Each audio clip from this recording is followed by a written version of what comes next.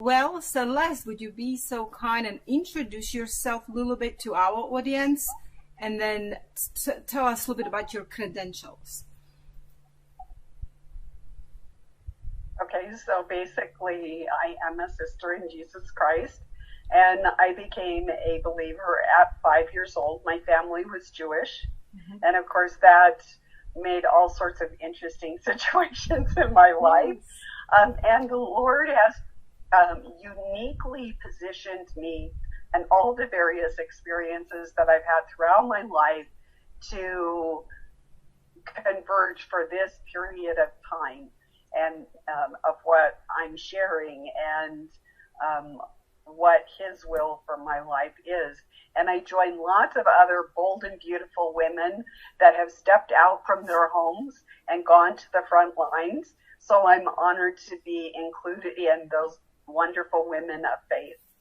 So my credentials are, so I started out in medicine and pediatrics, and I had a daughter with a lot of birth defects.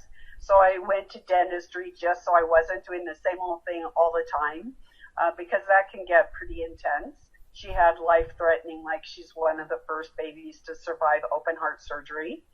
And then I went to environmental medicine and was introduced and mentored by Dr. Philip Branheim on natural solutions instead of the pharmaceutical industry.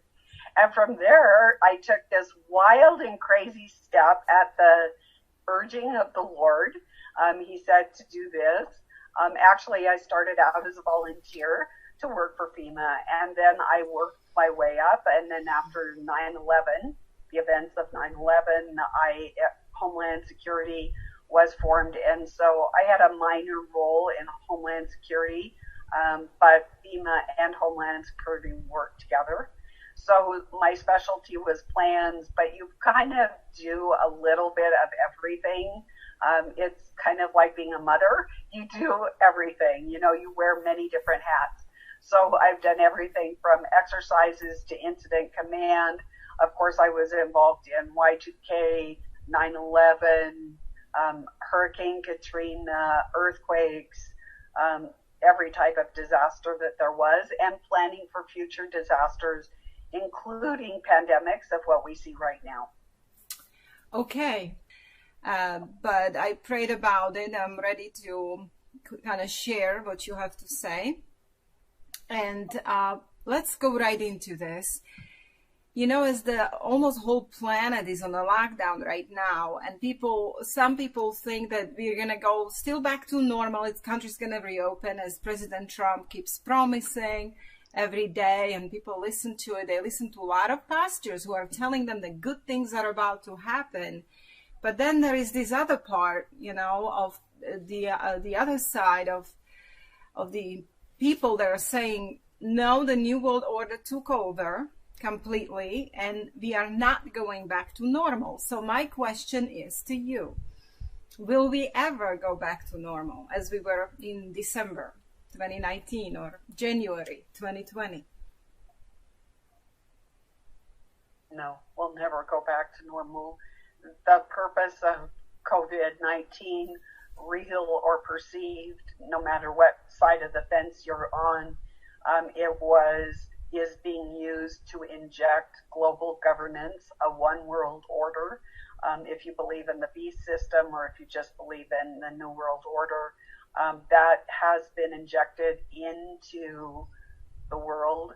That's why the world had to come to an abrupt stop and inject, because they are getting every piece and fabric of society, from shipping to healthcare to our families, how we interact on a relational level. As you know, most churches and faith institutions have been hit really hard. You cannot assemble any longer except virtually. So we are using, the sad thing is, we are using the very mechanism that is controlling us to a greater degree every day to even have some semblance of meeting together like you and I are having this conversation right now. it would be so much nicer to do it in person. Yes. Yes.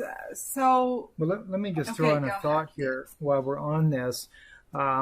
I have one of the president's advisors is an individual I speak with on a regular basis. Well, I say off and on. And a lot of people were shocked when I revealed that he had told me, and this has been a little over a week ago now, that the president was no longer in power, that he'd been removed from power, and that, that of course, there was a body that had replaced him. And he said that, oddly enough, Rothschilds, Rockefellers, Henry Kissinger, as he said, would have the joystick to the fighter pilot plane controlling all of this. So it almost seemed outlandish to a lot of people that I said this. And but he also confirmed what you're saying. And he said this kind of started earlier than they were planning, but the Pandora box is already opened. And as he stated to me as well, it will never be the same again. And he said, we'll start with a global reset, and then it'll just kind of have a domino effect of the events. And they're using it also for targeted disarming. He said they want to do it in a way to where the public doesn't know they're trying to disarm them, allow the events to be created, and then go forward. So just a thought to throw in there. No, that's right. You know, you're like a second sword or second witness that affirmed that. And with that, you know, when we talked together, you said something happened March 13th, 2020. Can you tell people what happened on that day? So first off, when I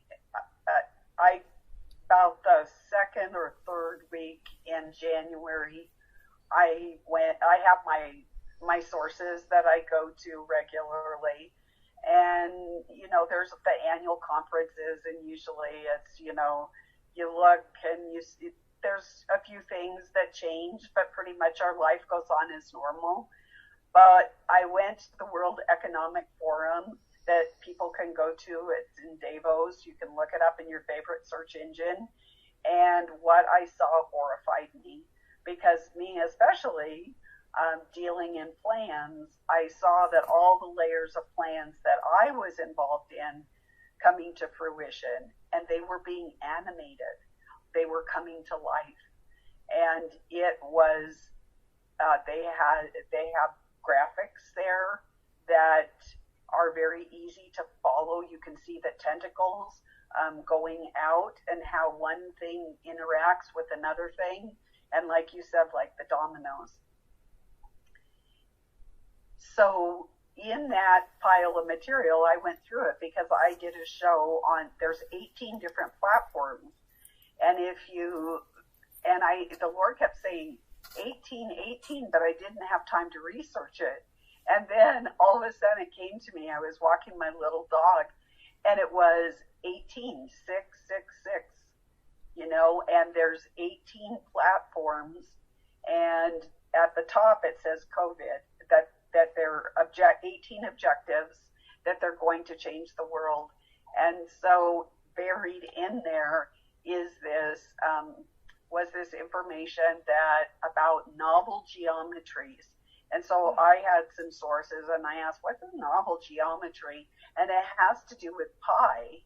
So on March 13th was International Pi Day, and they were doing, that is the day that President Trump went before the American people during his briefing, and he brought out like 12, 13, I didn't count them, CEOs, and said, okay, Walmart's going to do this, Costco's going to do this. And, you know, it was this, oh, they're supporting this endeavor. We're coming together as a public-private partnership.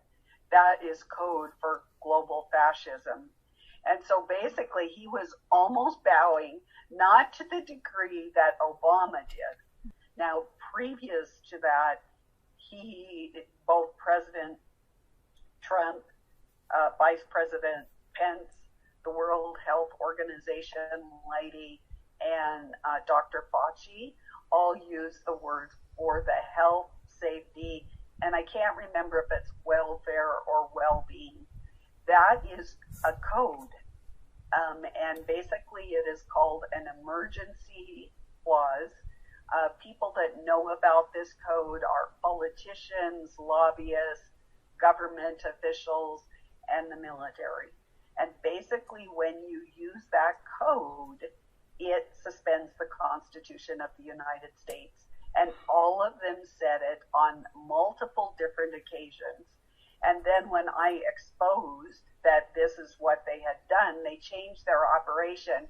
And so one person would start the emergency clause and another person would finish the clause. And then they tried another type of strategy where they started the emergency clause, one person did, at the beginning of the, God bless you, at the beginning of the speech, and then finished it at the end. But you need to understand that we are now in a new world order. That's one. And so they are using like the Roman phalanx, like the Roman soldiers, where they're intertwined and they're operating as one. So it really does not matter if one starts it at the beginning, the clause at the beginning and the end, or if one person starts the clause and another person finishes it. They are acting as one unit. And that's really important to understand when you're deciphering the different codes that they are giving out. Well, President Trump's, I mean, you know, if we can't call him that anymore, but he